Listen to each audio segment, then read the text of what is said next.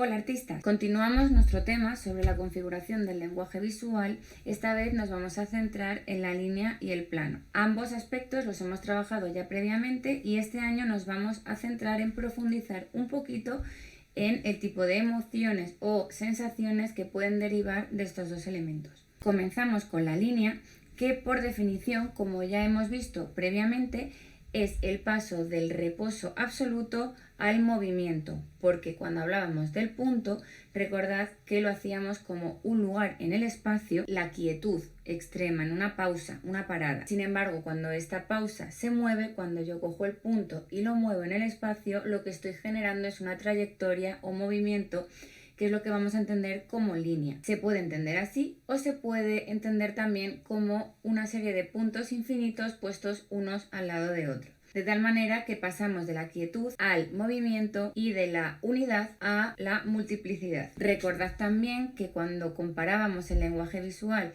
con el lenguaje oral o la escritura, decíamos que para construir frases nosotros necesitábamos palabras y para construir palabras necesitábamos letras. Pues bien, nuestras letras eran el punto, que era el elemento más básico de la comunicación visual. Cuando uníamos varios, tendríamos la línea que nos va a hacer de palabra en el lenguaje escrito. El valor expresivo que estas líneas van a tener depende, entre otras cosas, de la dirección de la línea. En la imagen estamos viendo una serie de líneas. En el caso de arriba a la izquierda son líneas verticales, abajo a la derecha líneas horizontales, y en el caso de los dos cuadrados restantes son líneas oblicuas, que están a medio camino entre la verticalidad y la horizontalidad. Por cómo somos las personas, por este imaginario que tenemos desde que nacemos, asociamos todo lo que es vertical a la vida, a la ascensión, a algo vital, algo que está vivo y que está en constante cambio. Cuando una persona está viva es cuando puede estarse de pie. Por otra parte tenemos la horizontalidad, que es algo que siempre vamos a asociar con el reposo, con la pausa, con la muerte, la quietud, el horizonte, con la calma absoluta. Entonces tenemos dos direcciones que contrastan en absolutamente todo en cuanto a significado, de la vitalidad más extrema y de esa ascensión o descenso que nos simboliza la línea vertical al reposo absoluto que nos supone la línea horizontal. ¿Y dónde quedan las líneas oblicuas? Pues a medio camino, dependiendo de si se elevan más hacia la vertical, estas líneas oblicuas van a participar más del significado de la línea vertical, y si tienden más a tumbarse participarán más del significado opuesto. Sin embargo, todas estas líneas que estamos viendo tienen una misma dirección desde que empiezan hasta que terminan. Estas otras que nos encontramos en la imagen actual tienen una dirección variable. Van a cambiar su dirección a medida que avanzan. Tenemos el caso de las líneas quebradas, que son esas líneas que van cambiando de dirección constantemente de forma recta. Tenemos las líneas matemáticas, las que obedecen a leyes geométricas, que son las que vamos a aplicar sobre todo en el ámbito del dibujo técnico. Y por último, las líneas libres o artísticas, que ya van a tener una intencionalidad, una intención a nivel compositivo. Tenemos esta imagen que vemos en la pantalla, donde ya se puede ver esa gran expresividad y donde no todas las líneas de ese boceto tienen la misma importancia. El artista o la artista que lo ha hecho ha querido destacar las zonas que están en un primer plano y dejar más alejadas las cosas que están en un segundo plano con trazos mucho más suaves. En cualquier caso, cualquiera de las líneas que utilicemos, cuando nos basamos en ellas para nuestras creaciones, vamos a estar hablando de una técnica lineal que nos va a permitir, mediante unos simples trazados o bocetos, definir las formas y las estructuras compositivas que nos interesen en cada momento. Y antes de pasar a lo siguiente, me gustaría aquí señalar la diferencia que hay entre trazo y grafismo. Cuando hablamos de grafismo, nos referimos a una característica común, por lo general limpia, clara, que tiene que tener la línea que se utiliza de manera homogénea en toda la composición, como hemos visto en el caso de las líneas que obedecen a leyes matemáticas. Sin embargo, hablamos de trazo cuando tienen un carácter mucho más expresivo, como en el dibujo del boceto. Ahora veremos más ejemplos. El trazo va a ser la posibilidad de variar estas líneas en función de la intencionalidad artística o expresiva que se requiera en cada momento. Por lo tanto, le van a dar un carácter a la línea y una personalidad mucho más identificativas e identitarias que podía darnos el grafismo.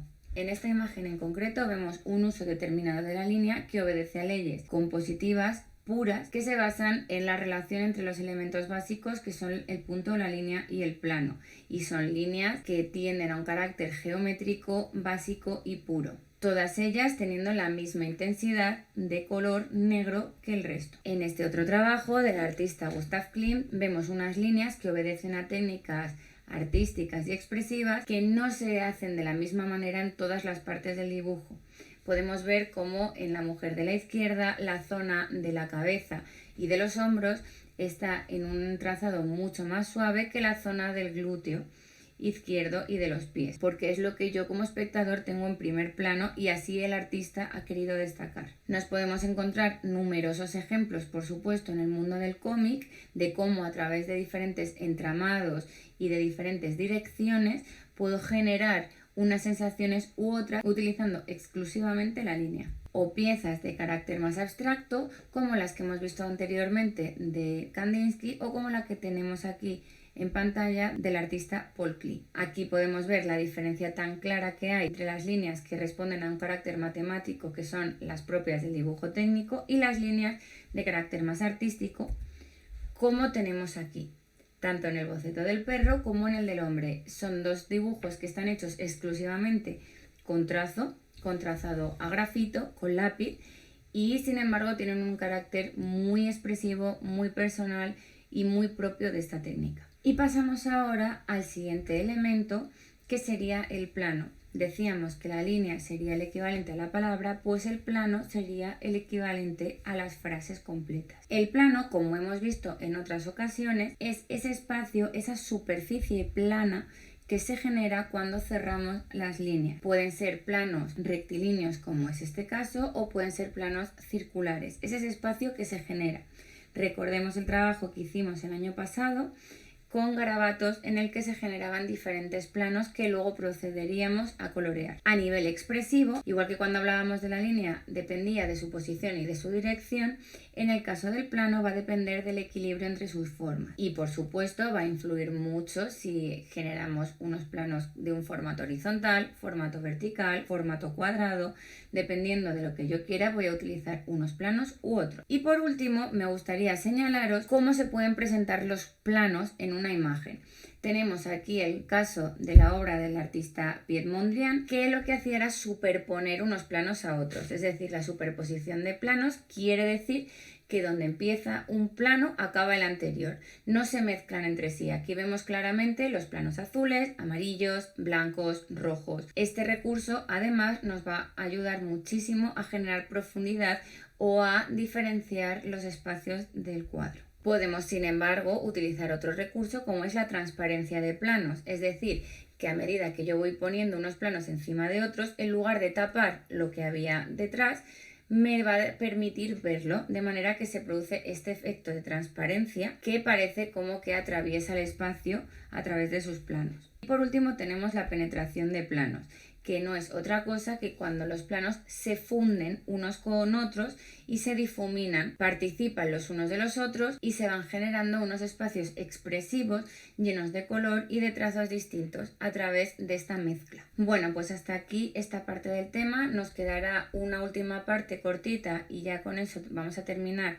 el apartado de este año relativo a estos elementos del lenguaje visual, y ahora os toca a vosotras y a vosotros poneros a trabajar y a probar con vuestras propias manos y en vuestra propia experiencia las posibilidades que tiene un plano, y sobre todo y como siempre a disfrutar muchísimo con lo que hacemos todos los días. Nos vemos muy pronto y nos volveremos a ver como siempre con mucho arte.